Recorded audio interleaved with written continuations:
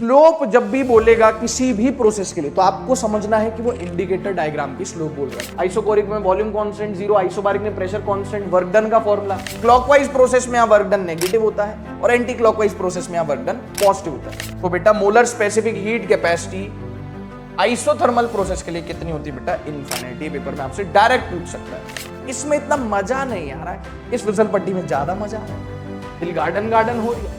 जिस फिसल पट्टी में ज्यादा मजा आ रहा है उसका स्लोप ज्यादा, और जिसका स्लोप ज्यादा वो मीडियम है। जिसका डिग्री ऑफ फ्रीडम ज्यादा उसका गामा कम, जिसका गामा कम उसका स्लोप कम। वाह क्या सीन है। प्यारे बच्चों, स्वागत करता हूं आपका अपना सिद्धार्थ शर्मा। आ गया हूं लेके एक नया माइंड मैप। चैप्टर का नाम है थर्मोडायनेमिक्स।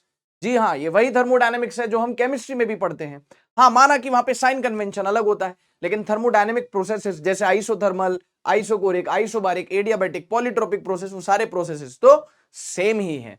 तो बहुत ही ज्यादा इजी चैप्टर है और बहुत ही ज्यादा स्कोरिंग है। जैसे केटीजी था, हीट वाला पोर्शन था, वैसी थर्मोडायनेमिक्स है, बहुत ज्यादा स्कोरिंग, बिल्कुल बेसिक बेसिक सवाल आते हैं। 2024 में भी सवाल आए, अभी ताजा ताजा 2024 में इस पे सवाल आया था। एक ग्राफ दे रखा था, आपने देखा होगा सवाल, नहीं तो देख लेना। आइसोकोरिक प्रोसेस में उसने वर्क डन पूछा था जो कि 0 आएगा। बहुत इजी सवाल था, ठीक है ना साहब। चलो तो यहां पे शुरुआत करते हैं इस चैप्टर की। जीरोथ लॉ, 3 ही लॉ है, फर्स्ट लॉ, सेकंड लॉ और जीरोथ लॉ। जीरोथ लॉ ये बोलता है बेटा कि अगर दो बॉडीज थर्मल इक्विलिब्रियम है, थर्मल इक्विलिब्रियम में मान लीजिए दो बॉडीज है, मतलब कि दोनों का टेम्परेचर सेम है, तो अगर दो बॉडीज का टेम्परेचर सेम है तो थर्मल इक्विलिब्रियम में कहलाएगी। क्योंकि हीट, जैसा कि हम पढ़ चुके हैं, ट्रेवल करती है from higher temperature to lower temperature. तो अगर दो बॉडीज का टेम्परेचर ही सेम है तो हीट ट्रांसफर ही नहीं होगा, तो बॉडीज थर्मल इक्विलिब्रियम में कहलाएंगी। तो जीरोथ लॉ के मुताबिक अगर मान लो ए बी और B C, A B thermal equilibrium में है और बी और सी थर्मल इक्विलिब्रियम में, तो जीरोथ लॉ कहता है कि ए और सी भी थर्मल इक्विलिब्रियम में होगा, जो कि एक बिल्कुल लाजमी बात है, ऑब्वियस बात है। ए और बी थर्मल इक्विलिब्रियम में, बी और सी थर्मल इक्विलिब्रियम में, तो ए और सी भी थर्मल इक्विलिब्रियम में होगा साहब, ठीक है। यहां पे सब कुछ विजिबल है, बिल्कुल है। फर्स्ट लॉ की अगर अपन बात करें बेटा, तो फर्स्ट लॉ यहां पे शायद आपका केमिस्ट्री में कुछ अलग होता है। फर्स्ट लॉ फिजिक्स की थर्मोडायनेमिक्स में है delta Q equals to delta U plus W, यानी कि जो हीट गिवन होगी किसी भी सिस्टम को वो दो चीजों में यूज हो सकती है, जरूरी नहीं कि होगी, आगे अलग अलग प्रोसेसेस में हम जानेंगे। तो heat given to a system may be used in changing its internal energy and doing some work। तो डेल्टा यू हो गया, डेल्टा क्यू हो गया हीट गिवन, डेल्टा यू हो गया चेंज इन इंटरनल एनर्जी, और डब्ल्यू क्या हो गया प्यारे बच्चों? सर डब्ल्यू हो गया वर्क डन। डब्ल्यू हो गया बेटा जी वर्क डन। अब सुनना बहुत ध्यान से, यहां पे साइन कन्वेंशन है, यानी कि रिवाज है। क्या रिवाज है यहां पे? कि डेल्टा क्यू हीट को पॉजिटिव माना जाएगा अगर हम हीट सिस्टम को देंगे तो, और डेल्टा क्यू नेगेटिव माना जाएगा अगर हम हीट सिस्टम से लेंगे तो, या सिस्टम हीट रिजेक्ट कर देगा तो negative. Heat taken out of the system, यानी सिस्टम से हीट बाहर फेंकी जा रही है, सिस्टम से हीट बाहर ली जा रही है तो डेल्टा क्यू नेगेटिव, और सिस्टम को हीट दी जा रही है तो डेल्टा क्यू पॉजिटिव, ठीक है सर। वर्क डन पॉजिटिव होगा अगर वॉल्यूम बढ़ रहा होगा, जिसको हम बोलेंगे एक्सपेंशन। क्या बोलेंगे बेटा? एक्सपेंशन, है ना। वॉल्यूम बढ़ रहा होगा गैस का तो हम बोलेंगे वॉल्यूम बढ़ रहा है, एक्सपेंशन हो रहा है, तो work done by the system है, यानी वर्क डन पॉजिटिव, तो हम इसको ऐसा बोलते हैं work is done by the system. और अगर वॉल्यूम डिक्रीज हो रहा है यानी कंप्रेशन हो रहा है ना साहब, तो हम बोलेंगे कि वर्क डन नेगेटिव है, यानी work is being done on the system. Work done positive यानी work done by the system, work done negative मतलब work is done on the system. Work done positive कब? जब वॉल्यूम बढ़ेगा, expansion. Work done negative कब? जब volume घटेगा, compression. Delta U change in internal energy positive होगा जब temperature बढ़ेगा, नेगेटिव होगा जब टेम्परेचर घटेगा। तो आप इन सब चीजों को देख लीजिए बेटा, और फिर अपन चलते हैं आगे, ठीक है। स्क्रीनशॉट लेना है ले लीजिए, अपन चलते बेटा आगे। यहां पे इंटरनल एनर्जी यू की अगर अपन बात करें बेटा, तो एक स्टेट फंक्शन है, यानी ये स्टेट पर निर्भर कर रहा है। ये प्रोसेस और पाथ के इंडिपेंडेंट है। इसका मतलब पाथ कोई भी हो, पाथ कोई भी, जैसे आप ए से भी जा रहे हो इधर से, ए से भी जा रहे हो इधर से, ए से भी जा रहे हो इधर से, ये डिस्प्लेसमेंट जैसा है। ओ डिस्प्लेसमेंट कहता है कि रास्ते की परवाह करूंगा तो मंजिल बुरा मान जाएगी, वैसे ही डेल्टा यू भी कहता है कि रास्ते की परवाह करूंगा तो मंजिल बुरा मान जाएगी। यानी कि भाई बस शुरुआती पॉइंट और मंजिल सेम हो, रास्ता कोई भी हो, तो delta U 1, delta U 2, delta U 3 same है। ये इंडिपेंडेंट ऑफ प्रोसेस या इंडिपेंडेंट ऑफ पाथ टेकन है, ये एक स्टेट फंक्शन है ना। अब सुनो, अब सुनो, इसका जो फॉर्मूला होता है वो होता है NF/2R इंटू डेल्टा टी, यानी T final minus T initial, temperature में बदलाव। अब आप NRT final minus NRT initial को लिख सकते हो P final V final minus P initial V initial. PV बराबर NRT होता है, तो NRT को आप PV लिख सकते हो। तो NRT फाइनल हो गया P final V final, NRT initial हो गया P इनिशियल V इनिशियल। अच्छा, आपको अगर याद हो तो CV का फॉर्मूला होता है FR/2, CV होता है FR, तो FR/2 को मैं CV भी लिख सकता हूं, तो हो जाएगा NCV, और T final minus T initial को मैं लिख सकता हूं डेल्टा T। ये हर प्रोसेस के लिए काम लिया जा सकता है ये वाला formula, delta U NCV delta T, कोई भी प्रोसेस हो, प्रोसेस कोई भी हो, डेल्टा U बराबर NCV डेल्टा T आप लगा सकते हो बिना किसी दिक्कत के, ठीक है। डेल्टा U का फॉर्मूला बोल रहा हूं मैं, जी हाँ, तो इसको ध्यान में रखिएगा, क्लास में बताया जाता है ना। NCV delta T, delta U का फॉर्मूला NCV डेल्टा T आप किसी भी प्रोसेस के लिए अप्लाई कर सकते हो। अच्छा, यहां पे ये वाला भी देख लिया अपन ने, ये वाला भी देख लिया। F डिग्री ऑफ फ्रीडम है, नंबर ऑफ मोल्स है, पता है सबको, बिल्कुल। Internal energy is only the function of temperature of gas. अगर मैं इस फॉर्मूले की बात करूं तो यहां पे आप देखो, अगर टेम्परेचर में बदलाव आएगा तो इंटरनल एनर्जी में बदलाव आएगा। टेम्परेचर में बदलाव नहीं आ रहा है साहब, टेम्परेचर इनिशियल और टेम्परेचर फाइनल सेम है, तो हम क्या बोलेंगे, हाँ लेक्चर रिकॉर्ड होना शुरू हो गया, फिर ठीक है। हाँ भाई, टेम्परेचर में बदलाव आ ही नहीं रहा है, दोनों टेम्परेचर इनिशियल फाइनल सेम है, तो इंटरनल एनर्जी में भी कोई चेंज नहीं आएगा, तो हमने बोल दिया internal energy is only the function of temperature of gas. अब कौन कौन से स्टेट फंक्शन है, कौन कौन से पाथ फंक्शन है, ये अपने को पता होना चाहिए। डेल्टा यू स्टेट फंक्शन हो गया, डेल्टा यू स्टेट फंक्शन हो गया, है ना। यू बोल लो या डेल्टा यू बोल लो, स्टेट फंक्शन हो गया। लेकिन हीट और वर्क पाथ फंक्शन है, यानी heat given to the system या heat rejected by the system या work done by the system, work done on the system, depend करते हैं पाथ पे यानी प्रोसेस पे। मान लीजिए आप स्टेट ए से स्टेट बी जाते हैं, तो अलग अलग पाथ से जाते हैं, तो पाथ कोई भी हो, अगर शुरुआती पॉइंट और मंजिल यानी डेस्टिनेशन फाइनल पॉइंट सेम है, तो डेल्टा यू सेम ही रहेगा, डेल्टा यू वन बराबर डेल्टा यू टू, यानी you final minus you initial. लेकिन वर्क डन दोनों केसेस में अलग होगा, हीट दोनों केसेस में अलग होगा, क्योंकि वर्क डन और हीट पाथ फंक्शन है, लेकिन इंटरनल एनर्जी एक स्टेट फंक्शन है।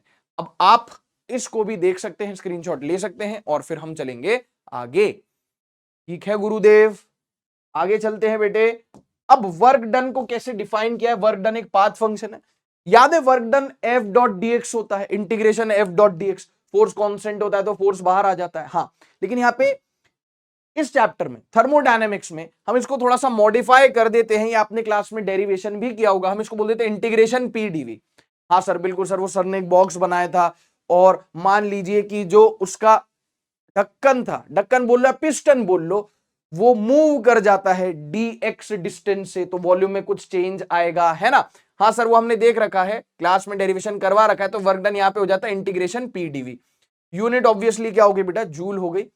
यहाँ पे ना सारे प्रोसेसेस लिखे हुए हैं और उनके द्वारा किए गए कार्य, मतलब कि उन प्रोसेसेस में किए गए कार्य यानी वर्क डन भी मैंने लिखे हुए, यहाँ पे सारे प्रोसेस हैं, यहाँ पे क्या चीज कांस्टेंट है, यहाँ पे उनके उन प्रोसेसेस में किए गए वर्क भी यहाँ पे लिखे हुए हैं। अपन आएंगे इस टेबल पे जब अपन individually isochoric, isobaric, isothermal, adiabatic, polytropic process पढ़ लेंगे। बोलो ठीक है क्या।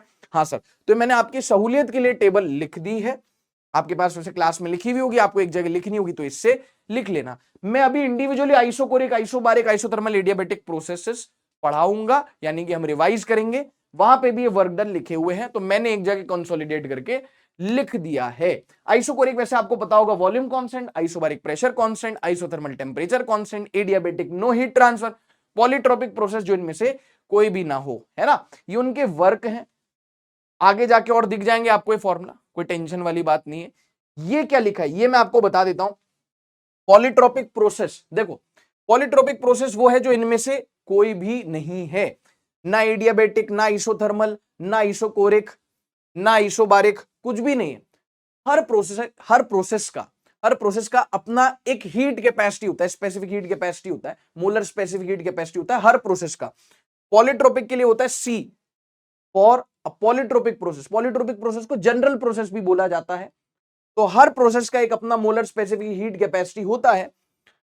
तो पॉलीट्रोपिक के लिए होता है CV plus R by 1 minus X. CV पता ही है आपको, हाँ सर।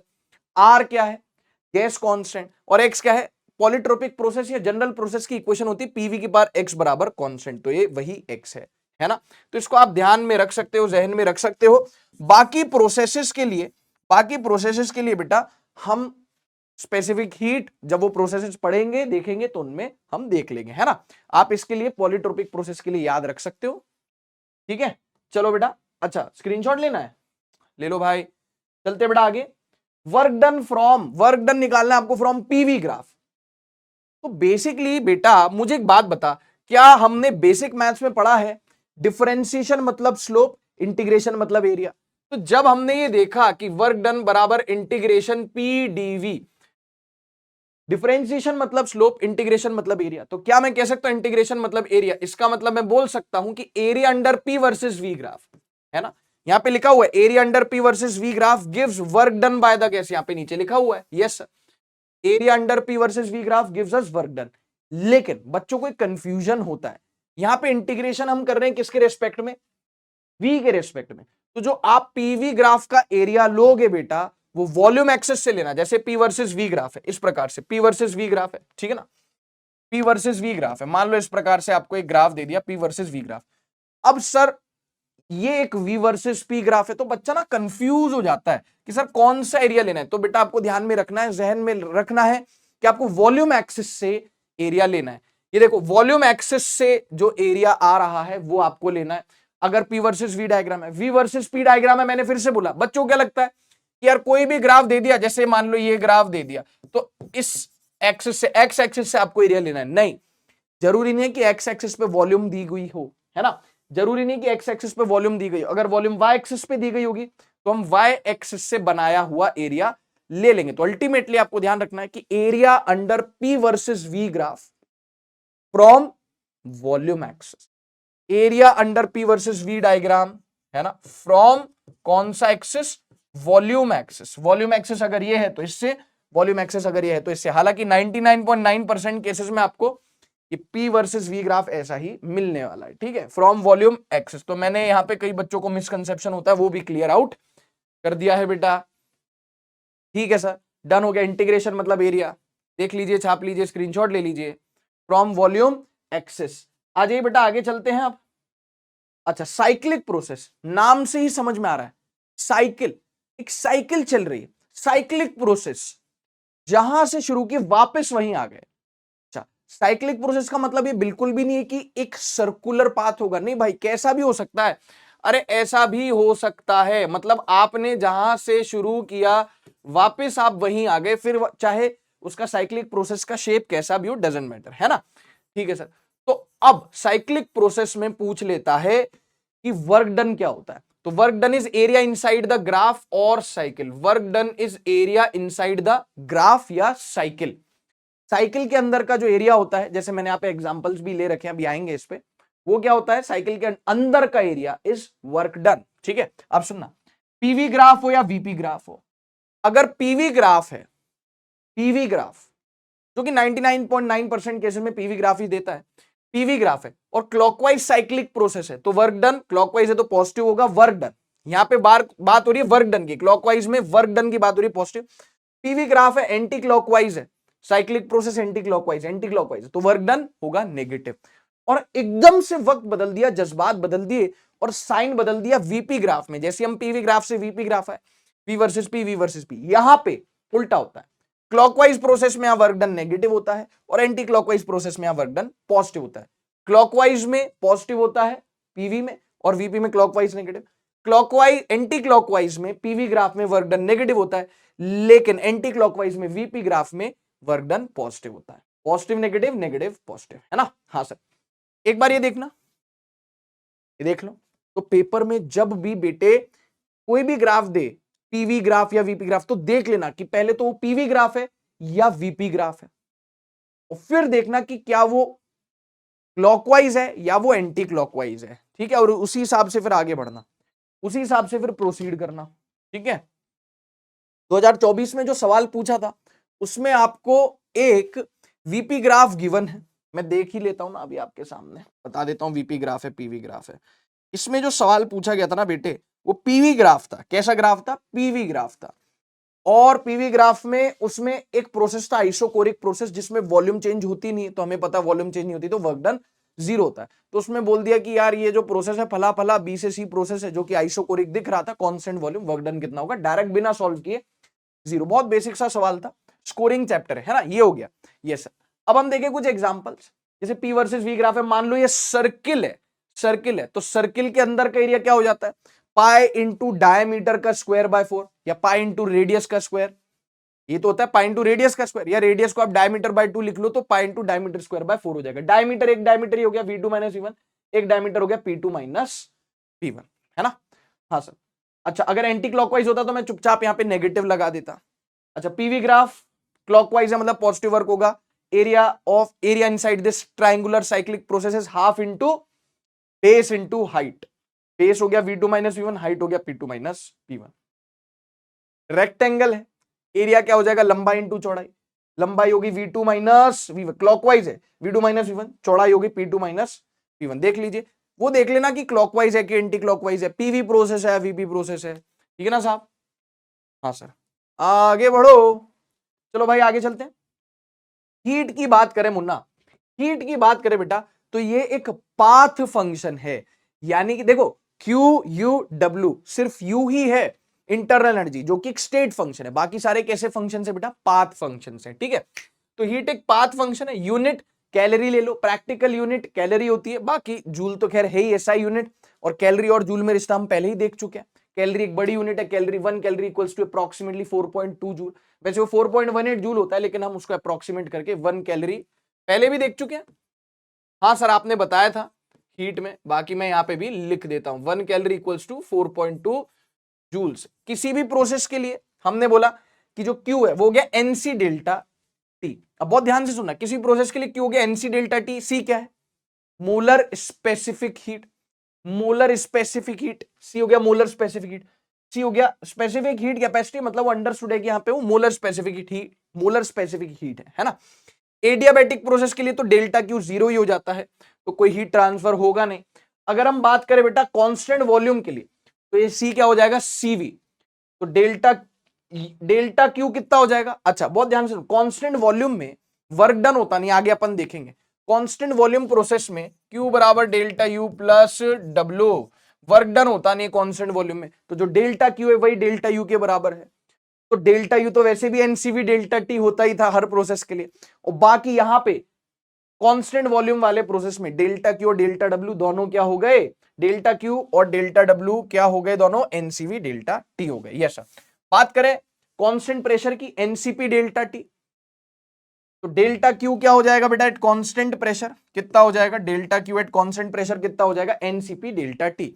बाकी आप डेल्टा यू प्लस डब्ल्यू से भी निकाल सकते हो, डेल्टा यू को पुट कर दिया हर प्रोसेस के लिए NCV delta T, work done कितना हो गया कांस्टेंट प्रेशर पे एनआर डेल्टा टी, तो वहां से भी अपना एनसीपी डेल्टा टी आ जाएगा। तो एडियाबैटिक प्रोसेस के लिए heat transfer zero, constant volume के लिए एनसीवी डेल्टा टी, और कांस्टेंट प्रेशर के लिए एनसीपी डेल्टा टी। ये आप देख लीजिए, फिर अपन चलेंगे आगे, ठीक है सर। आगे बढ़ते हुए, आइए बेटा आगे बढ़ते, अब आते हैं बेटा थर्मोडायनेमिक प्रोसेसेस पे। अलग अलग थर्मोडायनेमिक प्रोसेसेस हैं, और उन अलग अलग थर्मोडायनेमिक प्रोसेसेस में क्या क्या पूछ सकता है वो भी देख लेते हैं। अच्छा आगे बढ़ने से पहले मैं आपको बताना चाहूंगा, पेपर में एक टर्म यूज करता है इंडिकेटर डायग्राम।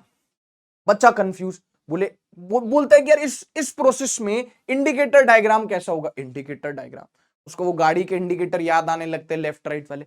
इंडिकेटर डायग्राम मतलब पीवी डायग्राम, तो मैं पहले आपको बता दूं इंडिकेटर डायग्राम मतलब, इंडिकेटर डायग्राम मतलब पीवी ग्राफ, ठीक है ना साहब। अच्छा ठीक है, अच्छा हमें सिखा रही है PV graph, P versus V graph, P versus V graph, इसको आप प्लीज याद रखिएगा कि पेपर में ये टर्म आए इंडिकेटर डायग्राम, तो आपको कंफ्यूजन नहीं होना चाहिए बेटा। इंडिकेटर डायग्राम मतलब पीवी ग्राफ, ठीक है ओके। आइसोथर्मल प्रोसेस से शुरुआत करते हैं। आइसोथर्मल प्रोसेस मतलब टेम्परेचर कांस्टेंट है, और गुरुदेव टेम्परेचर कांस्टेंट है, आपने बताया था U is a function of T, T constant है तो U कांस्टेंट है, यानी change in internal energy zero हो गया। U जीरो नहीं हुआ, फर्क है दोनों में, U के जीरो होने में और डेल्टा U के जीरो होने में। टेम्परेचर में कोई बदलाव नहीं आया तो U में कोई बदलाव नहीं आया, यानी डेल्टा U जीरो हो गया।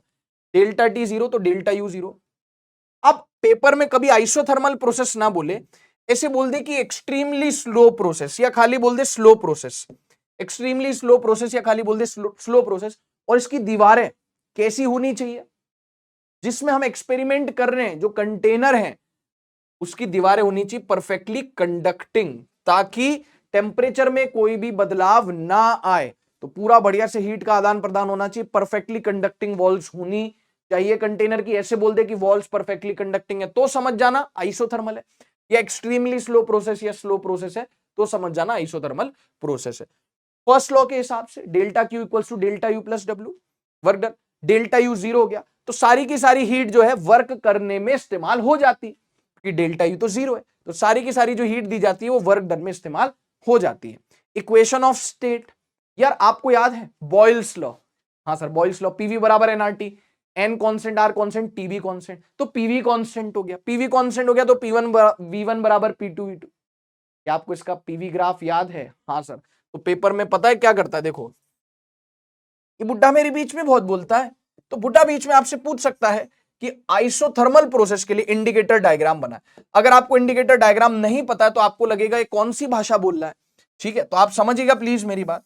इसका पीवी डायग्राम हम बहुत अच्छे से देख चुके हैं यार, याद करो लास्ट जो माइंड मैप था केटीजी का, उसमें मैंने आपको हर गैस लॉ के लिए कम से कम ना करते हुए भी 10 ग्राफ पढ़ाए हैं। चार्ल्स लॉ में 10 ग्राफ, बॉयल्स लॉ में 10 ग्राफ, गेल यूसेक्स लॉ में 10 ग्राफ, टोटल 30 ग्राफ पढ़ा चुका। मैंने क्या बोला था, जो ग्राफ पूछ चुका है, पूछ रहा है या पूछ सकता है, सारे मैं आपको बता दूंगा।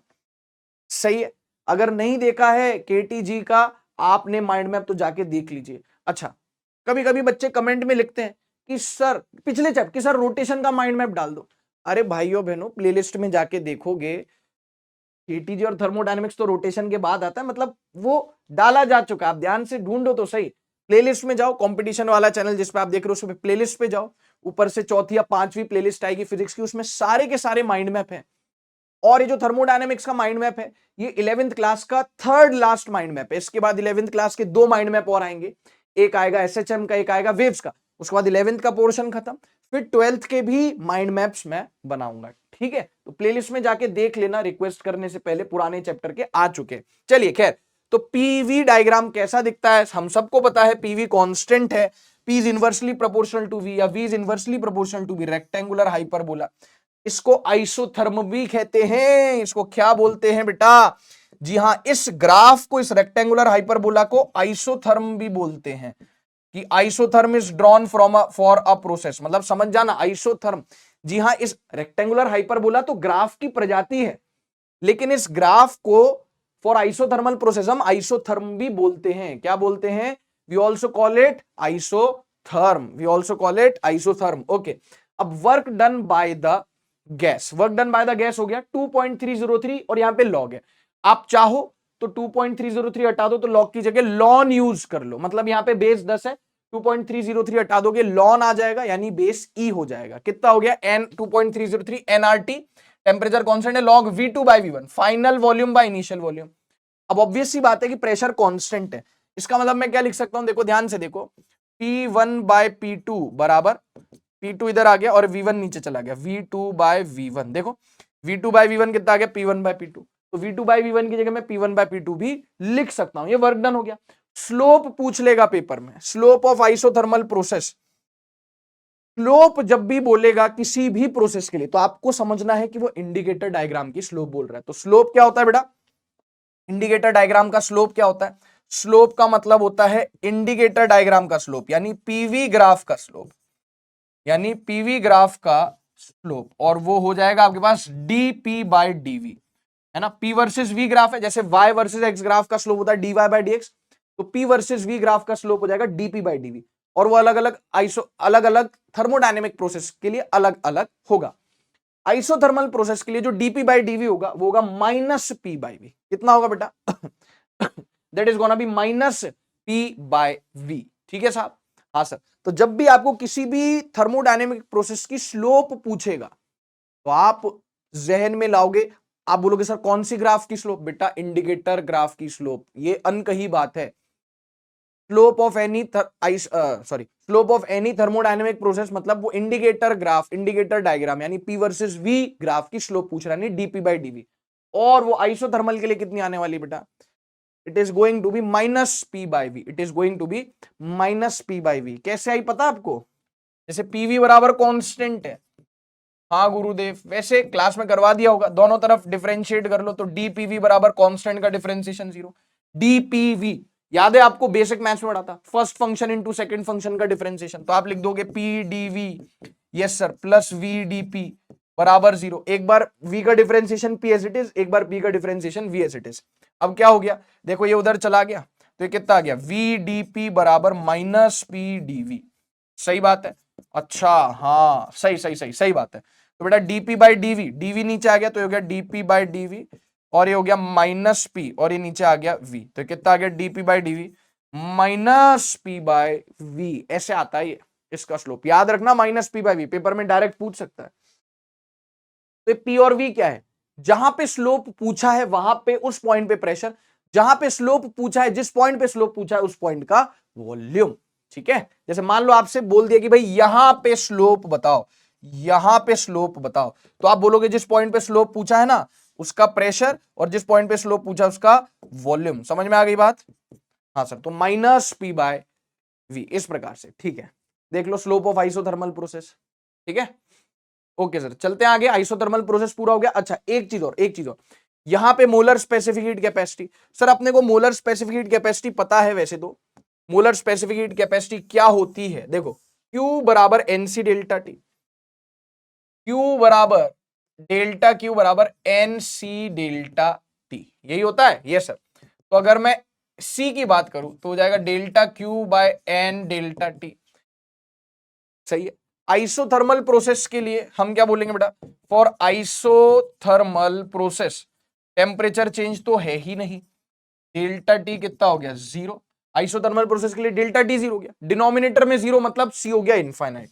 जी हाँ, तो बेटा molar specific heat capacity isothermal process के लिए कितनी होती है बेटा, इनफाइनाइट। ये पेपर में आपसे डायरेक्ट पूछ सकता है।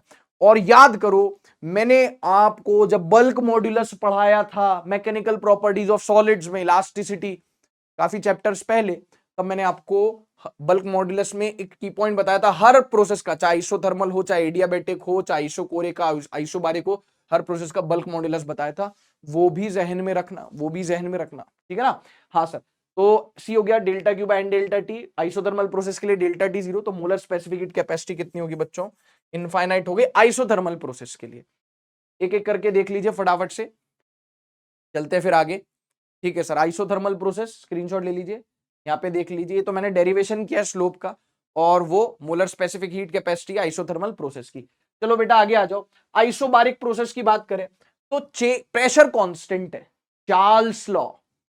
इसमें मैं यार एक सेकंड ये देख लू, बैटरी इसमें बराबर है, हाँ मतलब थोड़ी कम ही बची है, पर कोई बात नहीं, अपना काम हो जाएगा इस माइंड मैप का। ठीक है, isobaric process, pressure constant, Charles law, delta P 0, तो यहाँ पे कुछ भी 0 नहीं हो रहा, फर्स्ट लॉ के स्टेटमेंट में कुछ भी 0 नहीं हो रहा, delta Q equals to delta U plus W, यानी पूछ सकता है भाई कुछ भी 0 नहीं हो रहा इनमें से, डेल्टा पी 0 होने से इनमें से कुछ भी 0 नहीं हो रहा, तो पेपर में पूछ सकता है कि जो हीट दी जाती है इन आइसोबारिक प्रोसेस वो किस किस काम में ली जा सकती है। भैया वो इंटरनल एनर्जी भी चेंज करेगी और वो वर्क भी करेगी। Equation of state, pressure constant हो गया पीवी बराबर NRT, P constant, N constant, R constant, तो V is directly proportional to T. इसका इंडिकेटर डायग्राम यानी पी वर्सेस वी डायग्राम कैसा आएगा बेटे, इसका इंडिकेटर डायग्राम यानी पी वर्सेस वी डायग्राम, चला जा सर, इसका पी वर्सेस वी डायग्राम कैसा आएगा, प्रेशर कांस्टेंट है sir, it is going to be a straight line, it is going to be a straight line. समझ में आ पा रही बात, हाँ सर। प्रेशर कैसा है बेटा, कांस्टेंट है, प्रेशर कैसा है, कांस्टेंट है, तो P versus V graph indicator diagram कुछ इस प्रकार से आएगा, प्रेशर कांस्टेंट है क्योंकि अपने पास। ठीक है डन, तो स्लोप कितनी हो गई, ओम फो, स्लोप पूछ ली, यहां पे स्लोप पूछ ली तो स्लोप तो 0 हो गई, क्योंकि ये तो लेटी हुई लाइन है, लेटी हुई लाइन है, तो स्लोप कितनी हो गई, स्लोप यानी डीपी बाय डीवी कितनी हो गई दया, सरी हो गई 0, क्योंकि लेटी हुई लाइन हॉरिजॉन्टल लाइन है, तो स्लोप 0 हो गया, स्लोप का भी काम हो गया, यहाँ पे स्लोप का भी काम हो गया। लो सही बात है क्या, हाँ sir. Work done by the gas का फॉर्मूला आ गया, वर्क डन होता है integration P DV, P constant है, बाहर आ गया, इंटीग्रेशन dv हो गया डेल्टा वी, लिमिट लगा दी, P delta we PV2 minus V1, या फिर PV को nRT लिख दिया तो PV2 हो गया nRT2, PV1 हो गया nRT1, तो nRT2 माइनस T1 या nR डेल्टा T, बहुत इजी है। स्पेसिफिक हीट कितनी होगी, Cp बराबर Cv प्लस R, Cv होता है FR/2, तो हो गया 1 प्लस F/2 इंटू R, या गामा के टर्म्स में देख लो तो gamma R bye gamma minus 1, ये हो गया स्पेसिफिक हीट। बल्क मॉड्यूलस में आपको हर प्रोसेस का अलग से बता चुका हूं, इंडिकेटर डायग्राम हो गया, उसकी स्लोप हो गई, स्पेसिफिक हीट हो गई, वर्क हो गया, क्या कांस्टेंट है, इक्वेशन ऑफ स्टेट सब कुछ हो गया। आइसोबारिक प्रोसेस, चलिए बात करते हैं आइसोकोरिक प्रोसेस की। इसको आइसोवॉल्यूमेट्रिक भी बोलते हैं, कई कई जगह इसको आइसोकोरिक को ना बेटा ऑल्सो नोन एज आइसोवॉल्यूमेट्रिक पता होना चाहिए, वॉल्यूम कांस्टेंट है, ऑल्सो नोन एज आइसोवॉल्यूमेट्रिक, जगह तो दिल में होती है, आइसोवॉल्यूमेट्रिक प्रोसेस, आइसोवॉल्यूमेट्रिक प्रोसेस भी इसको बोलते हैं, ऑल्सो नोन एज आइसोवॉल्यूमेट्रिक प्रोसेस, ठीक है। डेल्टा वी जीरो नहीं है, डेल्टा वी जीरो, वी तो कांस्टेंट है, वॉल्यूम कांस्टेंट है, मतलब ना कंप्रेशन एक्सपेंशन, मतलब वर्क डन तो हो ही नहीं रहा, क्योंकि डेल्टा वी जीरो है, डीवी जीरो है, तो वर्क डन क्या होता है बेटा, सर वर्क डन होता है ना इंटीग्रेशन पी डीवी, तो डीवी ही जीरो हो गया, वर्क डन कितना हो गया बेटा इस प्रोसेस में, आइसोवॉल्यूमेट्रिक आइसोकोरिक में वर्क डन जीरो हो गया, वर्क डन जीरो हो गया, वर्क डन जीरो हो गया, डेल्टा वी जीरो है, तो फर्स्ट लॉ के हिसाब से हम क्या बोल सकते हैं बेटा, सर फर्स्ट लॉ के हिसाब से ना हम बोल सकते हैं कि delta Q is equals to delta U, क्योंकि प्लस डब्ल्यू करोगे तो वर्क डन तो जीरो है। तो यहां पे पूछेगा कि आइसोकोरिक प्रोसेस में जो हीट देते हैं वो किस काम आती है, तो वर्क डन तो होता नहीं, तो वो आती है काम, वो आती है काम इंटरनल एनर्जी चेंज करने के लिए। समझ में आ गई बात, हाँ सर बिल्कुल सर समझ में आ गई। आगे चलते हैं, इक्वेशन ऑफ स्टेट, पीवी बराबर NRT, V constant, N constant, R constant, ये तो देख ही चुके गेल यूसेक्स लॉ के मुताबिक, यस सर, तो P is directly proportional to T, तो हम बोल सकते हैं कि P बाई टी कांस्टेंट हो गया, तो P1 बाई T1 बराबर P2 बाई T2, बिल्कुल सर। स्पेसिफिक हीट देख लो, स्पेसिफिक हीट कांस्टेंट वॉल्यूम पे CV FR बाई 2, और गामा के टर्म्स में देखना है तो आप गामा के टर्म्स में भी देख सकते हो, R बाय गामा माइनस 1, है ना। ये हो गया फर्स्ट लॉ के मुताबिक जो स्टेटमेंट होगा, क्योंकि वर्क डन तो कितना हो गया बेटे, वर्क डन तो कितना हो गया बेटे, सर वर्क डन हो गया, यहां पे मैं लिख देता हूं इस प्रकार से काट के ताकि आपको क्लियर हो जाए, तो जो भी हीट दी जाएगी वो इंटरनल एनर्जी चेंज करने में इस्तेमाल होगी। ठीक है बेटा, इसका स्क्रीनशॉट ले लीजिए, चलते हैं अपन आगे। चलिए थर्मोडायनेमिक प्रोसेस में बात करते हैं एडियाबैटिक प्रोसेस की, जहां पे कोई भी हीट ट्रांसफर नहीं होता है, डेल्टा क्यू जीरो, कोई हीट एक्सचेंज नहीं होता है सिस्टम से सराउंडिंग में, सराउंडिंग से सिस्टम में। अच्छा, पेपर में अगर आपको बोल दिया कि एक स्पॉन्टेनियस या क्विक प्रोसेस है, रैपिड या स्पॉन्टेनियस प्रोसेस, रैपिड मतलब वेरी क्विक, रैपिड मतलब वेरी क्विक, तो पेपर में वेरी क्विक, जैसे पेपर में बोल दिया कि भाई टायर फट गया है, कि टायर फट गया अचानक से, मतलब इतना क्विकली कोई प्रोसेस हुआ, ऐसे बोल दिया a gas is compressed suddenly, sudden process, quick process, है ना, तो वेरी क्विक, सडनली, मैं सारे वर्ड्स यहां पे लिख देता हूं जो पेपर में नीट का सन की बुड्ढा आपसे पूछ सकता है। Quick process, rapid process, spontaneous process, sudden process, very quick process, मतलब समझ जाना, इशारा है एडियाबेटिक की तरफ। अच्छा, वेसल कैसी होगी, परफेक्टली इंसुलेटेड होनी चाहिए, क्योंकि आप नहीं चाहते हैं कि सिस्टम का सराउंडिंग के साथ या सराउंडिंग का सिस्टम के साथ कोई भी हीट का एक्सचेंज हो, तो इसलिए इंसुलेटेड वेसल होनी चाहिए। वेसल्स, वेसल यानी कंटेनर की वॉल इंसुलेटेड होनी चाहिए।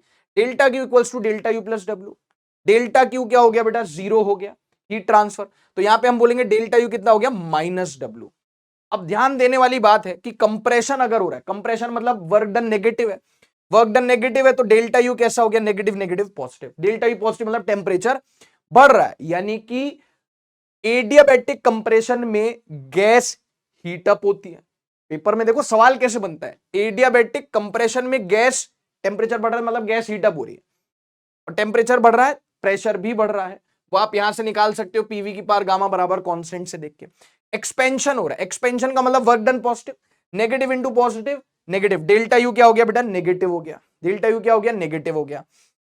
डेल्टा यू नेगेटिव होने का मतलब तापमान कम हो रहा है, तो सवाल कैसा बनेगा, एडियाबैटिक एक्सपांशन में टेम्परेचर कम हो रहा है मतलब गैस कूल डाउन हो रही है, ऐसे सवाल बनता है। अब जैसी गैस हीटअप और गैस कूल डाउन की बात आती है तो बच्चा एकदम हक्का बक्का रह जाता है, बेटा गैस हीटअप होने का मतलब तापमान बढ़ना, गैस कूल डाउन होने का मतलब तापमान घटना, और तापमान घट रहा है, एक्सपेंशन में प्रेशर भी कम हो रहा है। एक्सपेंशन मतलब वॉल्यूम बढ़ना, प्रेशर कम होना। कंप्रेशन वॉल्यूम कम होना, प्रेशर बढ़ना। ये सारी चीजों में से कुछ भी पेपर में पूछ सकता है, ठीक है।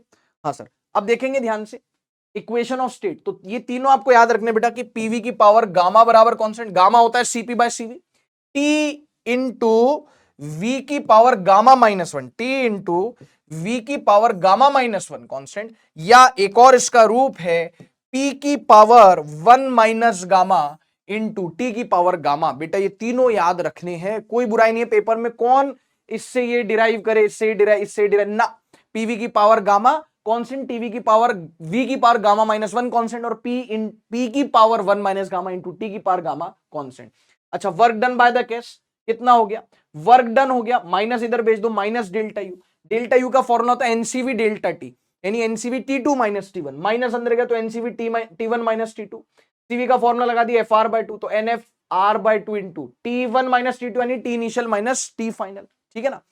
तो यहां पे फॉर्मूला है वर्क डन का N R T one minus T final, यानी T one minus T two by gamma minus one, या एनआर टी इनिशियल को लिख दिया पी वन वी वन, या P initial V initial minus P final V final, या P two V two by gamma minus one. अच्छा, ये जो one होगा ना, ये बच्चे गड़बड़ कर देते बेटा, अगर आपने यहाँ पे वन माइनस गामा लिख दिया तो उल्टा पुल्टा हो जाएगा। आपको याद रखना है इनिशियल के दूसरे, ऊपर इनिशियल लेफ्ट साइड है तो नीचे वन राइट साइड है, ऊपर इनिशियल लेफ्ट साइड है तो नीचे वन राइट साइड है। आपको क्लास में बताया जाता है, तो आप इस तरीके से ध्यान में रखना। उल्टा पुल्टा अगर हो गया बेटा, आंसर 100 जूल आना होगा, माइनस 100 जूल आ रहा है, माइनस 100 जूल आंसर आना होगा, आपका 100 जूल आ रहा है, और दोनों ही ऑप्शन में होंगे। विडंबना ये है बेटा, दिक्कत ये कि दोनों ऑप्शन में होंगे, तो थोड़ा सा आप इस फॉर्मूले में ये ध्यान रखें, इनिशियल ऊपर या वन ऊपर लेफ्ट में तो वन नीचे राइट में, इनिशियल या वन ऊपर लेफ्ट में तो नीचे वन राइट में, ठीक है।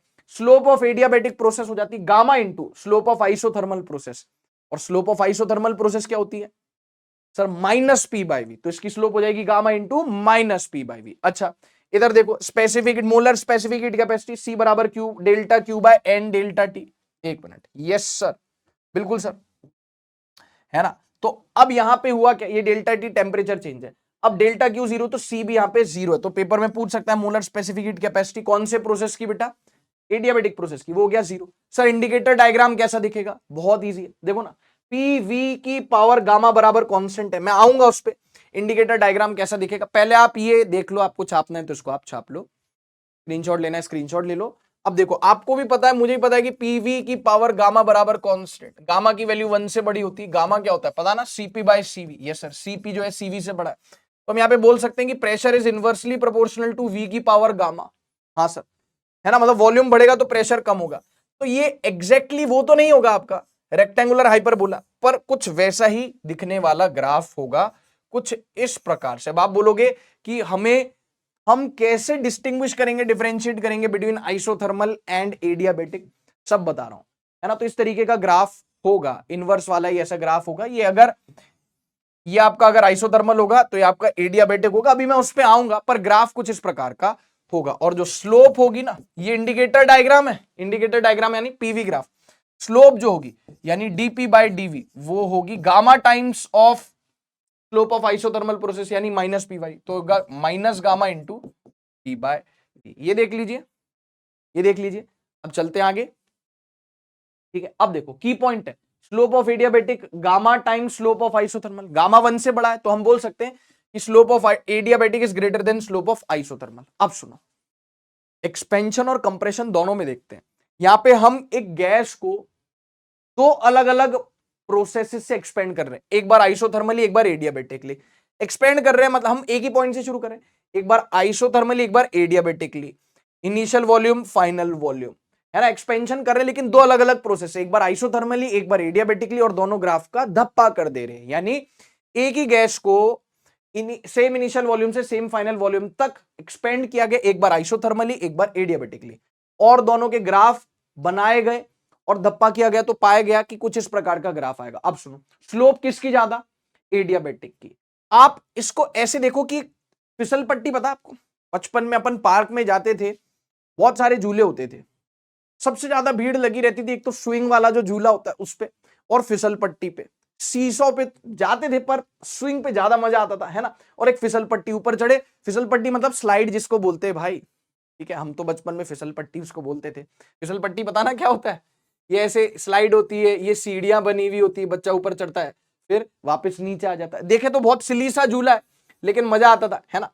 तो कौन सी फिसल पट्टी में ज्यादा एडवेंचर होगा, इसमें या इसमें? सर इसमें इतना मजा थोड़ी आएगा, इसमें ज्यादा मजा आएगा। तो जिस फिसल पट्टी में आपको ज्यादा मजा आए, ये की पॉइंट है, खुद सीखिए और बाद में सालों बाद अपने फ्यूचर जनरेशन को भी सिखा के जाइए कि हमारे गुरुजी ने तरीका बताया था फिसल पट्टी वाला।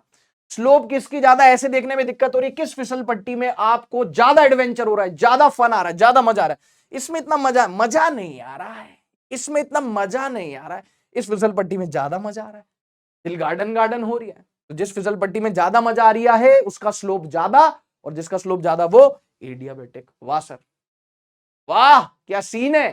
ठीक है, समझ गए, फिसल पट्टी इसमें मजा आ रहा ना, ज्यादा ज्यादा फन हो रहा, ओ भैया मजे आ रही है। ठीक है, तो ज्यादा मजे आ रही ना फिसल पट्टी में, उसकी स्लोप ज्यादा, यानी एडियाबेटिक हो गया। ठीक है, अब हम बात करें कंप्रेशन की। कंप्रेशन की तो एक ही गैस को सेम इनिशियल वॉल्यूम से सेम फाइनल वॉल्यूम तक कंप्रेस किया जा रहा है, दो अलग अलग प्रोसेस से, एक बार आइसोथर्मल एक बार एडियाबेटिक और दोनों के ग्राफ हमने क्या कर दिए बेटा, धप्पा कर दिए। तो हमने पाया कि एडियाबेटिक ग्राफ या आइसोथर्मल ग्राफ है। आप मुझे फिर से बताओ किस फिसल पट्टी में ज्यादा मजा है? इसमें नहीं यार, इसमें तो बिल्कुल, मैं तो मेरा बस चलेगा तो मैं तो इस पे झूलूंगा। इस फिसल पट्टी में ज्यादा मजा आ रहा है, ज्यादा फन है, ज्यादा एडवेंचर, मतलब इसकी स्लोप ज्यादा है, स्लोप ज्यादा तो एडियाबेटिक है, और ये नीचे वाला आइसोथर्मल है। समझ में आ गई बात? पेपर में पूछ सकता है कि एक्सपेंशन के दौरान आइसोथर्मल में ज्यादा वर्क होगा कि एडियाबेटिक में। मैग्नीट्यूड की बात करूं, मतलब खैर यहाँ पे तो वर्क डन पॉजिटिव है, तो आइसोथर्मल में ज्यादा होगा, एडियाबेटिक में कम। यहाँ पे मैग्नीट्यूड की बात करूं, क्योंकि वर्क डन नेगेटिव होगा ना कंप्रेशन, मैग्नीट्यूड की बात करूं तो एडियाबेटिक वाले प्रोसेस का एरिया ज्यादा है एज कंपेयर टू आइसोथर्मल। यहाँ पे पूछ सकता है फाइनल प्रेशर किसका ज्यादा होगा, तो आइसोथर्मल का फाइनल प्रेशर एडियाबेटिक के फाइनल प्रेशर से ज्यादा होगा। कुछ भी पूछ सकता है नीट का सन की बुढ़ा, कितने सारे सवाल इसमें बन सकते हैं। एडियाबेटिक और आइसोथर्मल कंप्रेशन में फाइनल प्रेशर एडियाबेटिक का ज्यादा, आइसोथर्मल का कम है। इसको जहन में बसा लीजिए अपने, और फिर हम चलेंगे बेटा आगे। ठीक है, डन हो गया? हाँ सर। यहां पे मैं स्पेलिंग ठीक कर देता हूं। ठीक है सर, चलिए आगे चलेंगे। अब एक और की पॉइंट मैं आपको दे रहा हूं बेटा, पेपर में पूछ सकता है। एडियाबेटिक ग्राफ की मैं बात करूं, एडियाबेटिक ग्राफ की बात करूं, एडियाबेटिक ग्राफ की बात करूं, एडियाबेटिक ग्राफ की अगर मैं बेटा बात करूं, P versus V diagram, adiabatic graph की मैं बात करूं, indicator diagram, P versus V diagram. Polyatomic gas के लिए कुछ इस प्रकार से आएगा, डायटोमिक के लिए कुछ इस प्रकार से आएगा, मोनोएटॉमिक के लिए कुछ इस प्रकार से आएगा, क्योंकि पीवी की पावर गामा बराबर कांस्टेंट है ना। स्लोप क्या है, minus gamma P by V. Degree of freedom जिसका ज्यादा उसकी स्लोप कम, गामा बराबर 1+2/f, जिसका डिग्री ऑफ फ्रीडम ज्यादा उसका गामा कम, जिसका गामा कम उसका स्लोप कम। वाह क्या सीन है, गामा बराबर 1+2/f, जिसका डिग्री ऑफ फ्रीडम ज्यादा, जिसका डिग्री ऑफ फ्रीडम ज्यादा उसका गामा कम, और स्लोप होती है minus gamma P by V, जिसका गामा कम उसका स्लोप कम। तो देखो जिसका डिग्री ऑफ फ्रीडम ज्यादा है पॉलीएटॉमिक का, उसका गामा कम है, उसका स्लोप भी कम है। सही बात है, जिसका डिग्री ऑफ फ्रीडम ज्यादा है उसका गामा कम है, स्लोप भी कम है। तो देखो पॉलीएटॉमिक फिर डायटोमिक फिर मोनोएटॉमिक। तो ये भी एक की पॉइंट है, देख सकते हैं एडियाबेटिक ग्राफ के लिए। आगे चलते हैं, फिर सवाल पूछ सकता है यार कि एक्सपेंड कर रहे हैं अलग अलग प्रोसेसेस से, P versus V diagram, isobaric है तो वॉल्यूम कांस्टेंट होगा, sorry isochoric, I am sorry, isochoric है वॉल्यूम कांस्टेंट होगा, आइसोकोरिक है वॉल्यूम कांस्टेंट होगा, हाँ या ना? Yes sir. आइसोबारिक एक्सपेंशन हो रहा है तो खैर वॉल्यूम कांस्टेंट कर दिया आपने, एक्सपेंशन हो रहा है, आइसोबारिक में प्रेशर कांस्टेंट है, एक्सपेंशन में आइसोथर्मल और एडियाबेटिक का हिसाब किताब मैं आपको पीछे बता ही चुका हूं, ये आइसोथर्मल फिर एडियाबेटिक। यस सर बिल्कुल। तो यहां पे आपसे पूछ सकता है कि चार प्रोसेस हो गए, या तो आपसे बोल देगा पहचान कौन इन चार प्रोसेस में से कौन सा आइसोथर्मल, कौन सा एडियाबेटिक, कौन सा आइसोबारिक, कौन सा आइसोकोरिक, वो बोल सकता है। बाकी एक्सपेंशन है, वर्क डन पॉजिटिव है, सबसे ज्यादा एरिया आइसोबारिक का, वर्क डन आइसोबारिक, फिर वर्क डन आइसोथर्मल, फिर वर्क डन एडियाबेटिक, और आइसोकोरिक में तो 0 ही हो जाएगा work done. Work done comparison हो गया, ग्राफ पहचान कौन हो गया। अगर हम बात करें कंप्रेशन की तो मैं आपको सेम बता चुका हूं, एडियाबेटिक और आइसोथर्मल में कंप्रेशन में देखो कुछ ऐसा आएगा, एडियाबेटिक और आइसोथर्मल में कंप्रेशन में, ये sir adiabatic isothermal, isochoric volume constant, isobaric compression हो रहा है, ये हो गया। तो यहां पे वर्क डन की अगर अपन बात करें मैग्नीट्यूड की, तो आइसोकोरिक में तो जीरो ही हो गया। देखो यहाँ पे मैंने मैग्नीट्यूड लिखा हुआ है, क्या लिखा है? मैग्नीट्यूड लिखा है, मॉड लिखा है नहीं, मैग्नीट्यूड लिखा है, ठीक है ना। तो यहाँ पे हमने बोल दिया वर्क डन इन आइसोकोरिक कितना हो गया बेटा? जीरो हो गया। वर्क डन इन एडियाबेटिक का एरिया ज्यादा है, फिर आइसोथर्मल का है, फिर आइसोबारिक का। तो मैग्नेट वर्क डन नेगेटिव होगा, तो हम यहाँ पे मैग्नीट्यूड कंपेयर करें, आइसोकोरिक का तो जीरो हो गया, क्योंकि इसके अंदर तो क्या ही एरिया आ रहा है, आइसोकोरिक में तो वैसे भी वॉल्यूम चेंज जीरो है, तो वर्क डन जीरो है। एडियाबेटिक का एरिया का मैग्नीट्यूड ज्यादा, फिर आइसोथर्मल और फिर आइसोबारिक। इसको देख लीजिए ठीक है। हाँ गुरुदेव, स्क्रीनशॉट ले लीजिए, इसका स्क्रीनशॉट लेना था, इसका स्क्रीनशॉट लेना था, ले लीजिए, देख लीजिए, ठीक है। इसका स्क्रीनशॉट लेना था तो ले लीजिए, देख लीजिए, इसका स्क्रीनशॉट लेना है तो दे लीजिए। और फिर अपन चलते हैं आगे। सेकंड लॉ के स्टेटमेंट, दो स्टेटमेंट है ना, लेकिन इसका जो मेजर एप्लीकेशन था हीट इंजन वाला, कार्नोट इंजन वाला, वो तो अब सिलेबस से डिलीटेड है। लेकिन सेकंड लॉ का स्टेटमेंट देख लेते, दो स्टेटमेंट है, एक केल्विन प्लांक स्टेटमेंट है और एक क्लॉसियस स्टेटमेंट है। केल्विन प्लांक स्टेटमेंट क्या बोलता है बेटा, कि किसी साइक्लिक प्रोसेस में टोटल हीट को हम वर्क में कन्वर्ट नहीं कर सकते। वो बोल रहा है कि in a cyclic process total heat can not be converted into work. सारी की सारी हीट को सारी की सारी हीट को आप कंप्लीट वर्क में कन्वर्ट नहीं कर सकते, कुछ तो हीट वेस्ट होगी ही होगी। ये केल्विन प्लांक का स्टेटमेंट है। और क्लॉसियस का स्टेटमेंट है बेटा कि it is impossible to have a net heat flow from colder object to hotter object. Colder object मतलब लो टेम्परेचर, हॉटर ऑब्जेक्ट मतलब हाई टेम्परेचर। तो ये बोल रहा है यह संभव है कि नेट हीट फ्लो हम लो टेम्परेचर से हाई टेम्परेचर कर दें, ऐसा पॉसिबल नहीं है। ये क्लॉसियस स्टेटमेंट बोल रहा है। अब आप बोलोगे सर हमारा फ्रिज तो यही काम करता है, हमारा फ्रिज तो यही काम करता है, हमारे फ्रिज के अंदर का टेम्परेचर कम है उसके कंपार्टमेंट का, और बाहर सराउंडिंग का टेम्परेचर ज्यादा है, तो वो अंदर से हीट लेके बाहर फेंक रहा है, लोअर टेम्परेचर से हीट लेके बाहर हाई टेम्परेचर पे फेंक रहा है। मैं बोलूंगा फ्रिज का बटन बंद कर दो, क्या ये काम हो पाएगा? फ्रिज का बटन बंद कर दो, तार हटा दो, इलेक्ट्रिसिटी सप्लाई बंद कर दो फ्रिज की, क्या फ्रिज काम करेगा? नहीं ना। फिर तो धीरे धीरे अंदर का कंपार्टमेंट गर्म हो जाएगा, नेचर अपना काम करेगी। तो बेटा नेचर के अगेंस्ट जाना होता है तो आपको एक्सटर्नल वर्क करना होता है। यहां पे बात हो रही नेचुरली हीट कोल्डर ऑब्जेक्ट से हॉटर ऑब्जेक्ट में नहीं जाएगी क्लॉसियस स्टेटमेंट के हिसाब से। तो सेकंड लॉ ऑफ थर्मोडायनेमिक्स का केल्विन प्लांक स्टेटमेंट है, क्लॉसियस स्टेटमेंट है, ठीक है साहब। बाकी हीट इंजन, कार्नोट इंजन वो अब सिलेबस में नहीं है। और यहां पे हमारा समाप्त हो गया। एक बार हम देख ले, आपको इसका स्क्रीनशॉट लेना है, मैं साइड में हट गया, इसका स्क्रीनशॉट ले लीजिए, देख लेते हमारी कोई स्लाइड गलती से भूल चूक से रह तो नहीं गई। अच्छा ये मैंने आपको बतला दिया था, देखो आइसोकोरिक में वॉल्यूम कांस्टेंट जीरो, आइसोबारिक में प्रेशर कांस्टेंट, वर्क डन का फॉर्मूला, आइसोथर्मल में टेम्परेचर कांस्टेंट, वर्क डन का फॉर्मूला पे लॉन वाला हिसाब किताब है। एडियाबेटिक में वर्क डन, पॉलीट्रोपिक में वर्क डन और एडियाबेटिक में वर्क डन फॉर्मूला सेम है। पॉलीट्रोपिक प्रोसेस पीवी की पावर एक्स, दोनों प्रोसेस ऑलमोस्ट एक जैसी, बस यहाँ पे गामा है, यहाँ पे एक्स है। तो जो भी इक्वेशंस इसके लिए आई थी, तीनों इक्वेशंस वो इसके लिए भी लागू होगी, बस गामा की जगह एक्स पुट कर देना, सही है। वर्क डन का फॉर्मूला भी सेम होगा, बस गामा की जगह एक्स पुट कर देना, सही है। बस यहाँ पे एक चीज अलग होगी, ग्राफ भी ऑलमोस्ट एडियाबेटिक जैसा ही आएगा। हाँ बस यहाँ पे बस मूलर स्पेसिफिक हीट कैपेसिटी अलग होगी, और कितनी होगी वो मैंने आपको बतला दी है। तो पॉलीट्रोपिक प्रोसेस तो यही निपट गया, यहाँ पे कुछ कांस्टेंट नहीं है। जो इनसे एकदम अलग है वो पॉलीट्रोपिक या जनरल प्रोसेस है। तो जी हाँ, हमने सारी स्लाइड्स कर दी है प्यारे बच्चों फिनिश, और ये चैप्टर का माइंड मैप भी हो गया है फिनिश। मैं मिलने वाला हूं आपसे अगले माइंड मैप में, तो तब तक के लिए स्वस्थ रहें, व्यस्त रहें और मस्त रहें। थैंक यू प्यारे बच्चों।